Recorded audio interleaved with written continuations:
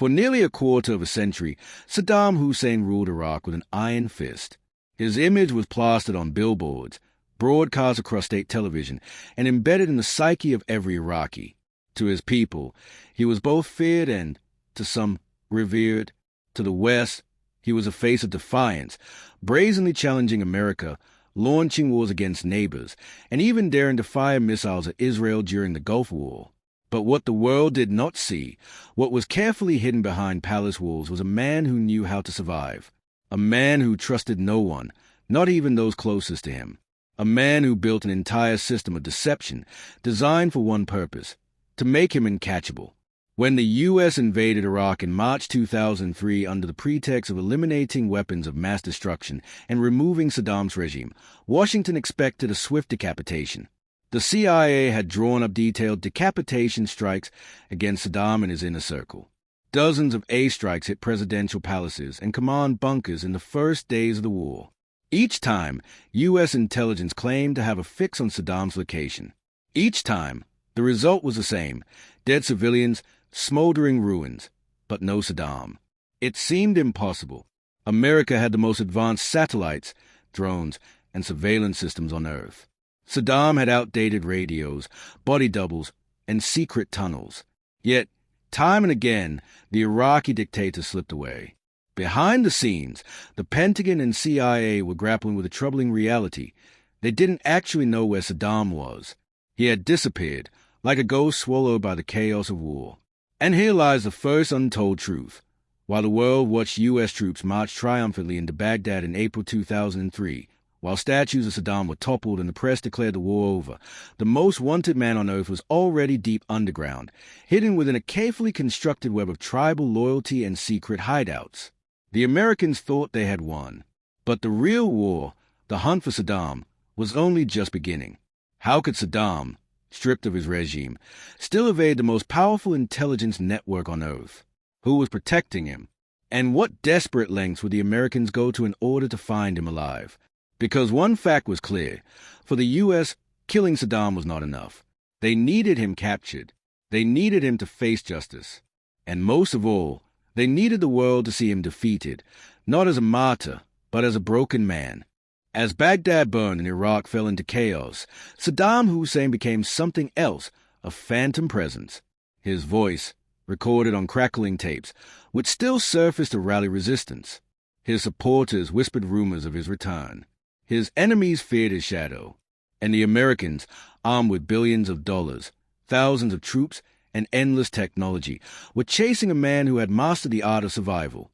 This is where our story begins, not with the fall of Saddam's regime, but with the beginning of a manhunt that would test the limits of American power and reveal secrets the world had never known. When Baghdad fell on April 9, 2003, television screens across the world showed jubilant Iraqis pulling down Saddam Hussein's statue in Firdos Square.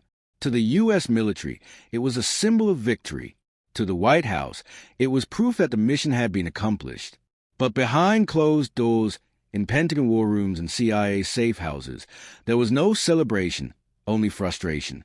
Saddam Hussein was still missing. 4 months before the invasion, American intelligence had tried to map Saddam's movements.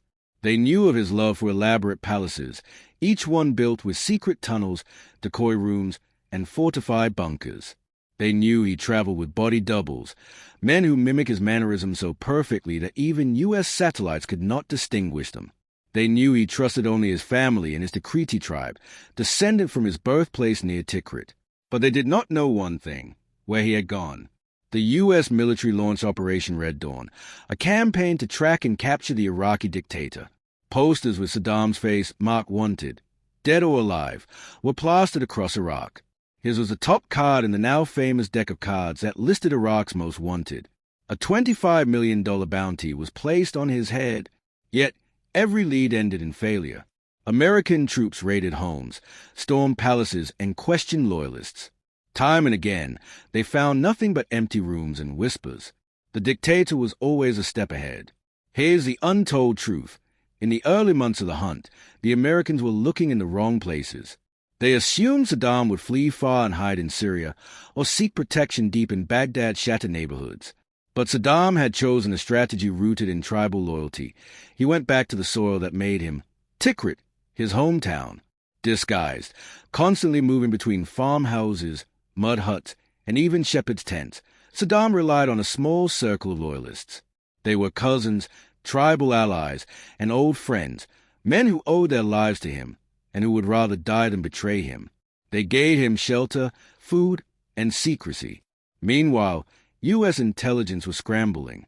Months of raid produced hundreds of prisoners, but little usable information. Many detainees lied, giving false lead to send soldiers chasing shadows. Others were too terrified to speak at all.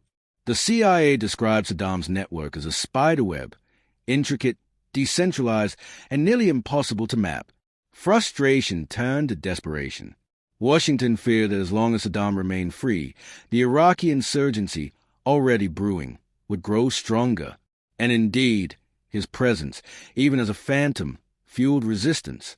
Audio tapes surfaced across Iraq, Saddam's unmistakable voice urging Iraqis to rise against the occupation. The quality of the tapes, experts later revealed, was so crude that the Americans often debated whether they were authentic. But to Iraqis who still believed in him, the voice of Saddam was proof that he had not been defeated. This was the irony of the U.S. hunt. The longer Saddam remained free, the more powerful his myth became. To many Iraqis, he was no longer just a fallen dictator. He was a symbol of defiance, a shadow haunting the most powerful military on earth. By the summer of 2003, the Americans had a problem. They had toppled Saddam's regime. They had dismantled his military, but they had failed in the one mission that mattered most, finding the man himself. And yet, the key to Saddam's capture was already in their hands, buried inside their growing list of detainees. Among the captured were men who knew Saddam's tribal circle intimately. But the Americans didn't realize that in order to catch him, they would need to stop chasing shadows of power and instead follow the family ties, the cousins, the farmers, the nephews, the people who would hide him in plain sight. The hunt was shifting. From a grand battlefield chase, it was becoming something smaller, slower, and more personal. Because Saddam Hussein was not hiding in palaces. He was not in bunkers. He was not far from home at all. He was closer than anyone imagined. By mid-2003, the American search for Saddam Hussein was dragging on, and patience in Washington was wearing thin. Billions had been spent on the war, thousands of troops were on the ground, and yet the most wanted man in the world was still free. The problem wasn't firepower. It wasn't technology. It was people. Saddam had surrounded himself with a loyal core, family, tribesmen, old military allies, who provided him shelter and silence. For the Americans, that silence was the greatest weapon. So the hunt began to change. Instead of chasing rumors of Saddam's movements, the U.S. military and intelligence units focused on breaking the network around him. This was the birth of a new strategy. Follow the family, not the myth. Dozens of relatives, cousins, bodyguards, and tribal allies were rounded up and interrogated. At first, they all told the same story. We don't know where he is. But U.S. forces understood something crucial. Loyalty has limits, and fear can be broken. One by one, the web began to unravel. Detainees were pressed harder, questioned longer, and, sometimes, confronted with evidence of their own capture. Some were shown photographs of destroyed homes, or reminded of their families in custody. Others were offered protection, money, or leniency. And then came the first break. A small-time driver, not a general, not a cousin of power, just a man who had ferreted messages for Saddam, revealed a hint. Saddam, he said, was not moving far. He was hiding in the region he knew best, the Tikrit area. This clue fit with other scraps of intelligence. U.S. forces began tightening their operations in and around Tikrit, raiding farmhouses, searching villages, and questioning farmers. Each raid seemed small, but each brought them a step closer. The Americans discovered caches of money, gold bars, and even personal belongings linked to Saddam. In one raid, they seized a briefcase containing millions of U.S. dollars, proof that Saddam's loyalists were supplying him, and that his circle was shrinking. Still, Saddam himself remained out of reach. The decisive moment came when U.S. interrogators turned their attention to Saddam's family ties. Tribal loyalty was strong, but the Americans realized something. Relatives knew more than anyone else, and eventually someone would break. That someone was Mohammed Ibrahim al-Muslit, one of Saddam's trusted bodyguards and a cousin within the Tikrit clan. Captured in late 2003, Ibrahim at first resisted, but relentless questioning, combined with the pressure of his own situation, eventually forced a crack. He gave the Americans what they needed most, the location of Saddam's courier network. The couriers were the lifeline. They moved messages, money, and supplies to Saddam. By tracking them, the Americans could finally close in. It was through this network that the picture sharpened. Saddam was not far. He was not in Syria, nor in Baghdad, nor in an underground command center. He was in a rural farmhouse, sheltered by people he trusted, in the very soil of his birthplace. The Americans could now feel it. The circle was closing. Every raid, every interrogation, every name brought them closer. For the first time since the fall of Baghdad, they had more than rumors. They had a trail. And that trail was leading to a place that would soon become infamous around the world, the Spider Hole. On the night of December 13th, 2003, months of frustration, failed raids, and intelligence dead ends finally converged on one small farmhouse near Tikrit. The operation had a code name, Red Dawn. The U.S. 4th Infantry Division, along with Special Operations Forces, had been circling ever closer to Saddam's hiding places. They had interrogated cousins, tracked couriers, and followed whispers. This night, intelligence pointed to two possible safe houses. As soldiers moved in, there was no resistance, only silence, the kind that conceals something bigger. In the corner of a yard, hidden under dirt, debris, and a rug, was a small concealed opening. When soldiers pulled it open, they discovered a crude underground chamber barely big enough for one man to lie inside. A vent pipe supplied air. There were rations, rice, snacks, and a bag of candy. A pistol lay beside him. And there he was, Saddam Hussein, the once feared dictator of Iraq, the man who had commanded armies and ruled a nation with terror, was dragged from a hole in the ground, disheveled, tired, and broken.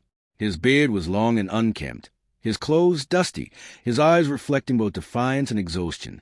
The world's first image of him was unforgettable, a medical examination under bright light, a U.S. soldier prying open his mouth with tongue depressor, showing the world that Saddam was no longer untouchable. He was no longer a symbol. He was just a man in custody. For the United States, this was a triumph. President George W. Bush announced the news with simple words, "Ladies and gentlemen, we got him." For Iraqis, the reaction was mixed. Some celebrated in the streets, relieved that his reign of fear had finally ended. Others mourned quietly, seeing in his capture the humiliation of their nation, a moment when Iraq's sovereignty lay in the hands of foreign powers. But the story did not end in the Spider Hole. Saddam was transported to a secure U.S. base, interrogated for months, and then handed over to the Iraqi interim government. His trial, televised, chaotic, and symbolic, was as much about American power as it was about Iraqi justice. He was charged with crimes against humanity, including the massacre of hundreds in Dujail after a failed assassination attempt. Throughout the proceedings, Saddam remained defiant. He rejected the court's legitimacy, accused his captors of being invaders, and tried to present himself as a rightful president of Iraq. Yet the outcome was never in doubt. On December 30th, 2006, Saddam Hussein was executed by hanging. The grainy cell phone video of his death, leaked to the world, showed a man mocked and taunted in his final moments. To some, it was justice served. To others, it was a grim spectacle, a symbol of a nation torn apart. But one fact remains. Saddam Hussein, who once ruled Iraq as its unchallenged strongman, ended his days in captivity, pulled from a hole in the ground by foreign soldiers. The untold truth of his capture is not just a drama of that night, it is a story of how power crumbles, how loyalty is broken, and how even the most feared man can become vulnerable. For the U.S., his capture was a symbol of victory, but for Iraq, it was the beginning of a deeper tragedy. The fall of Saddam did not bring peace. It did not bring unity. Instead, his absence opened the floodgates of sectarian violence, insurgency, and years of chaos that scarred the nation far longer than Saddam himself ever could. The Lion of Baghdad was gone, but his shadow would remain. Have you heard of Saddam Hussein before? Let's learn from you. Comment what you know about him, And please like this video. That is the only encouragement that will keep me to keep researching and creating more videos. Thank you as you subscribed and turn on the notification bell. I love you till I come your page in my next video. Or go to my playlist to continue watching.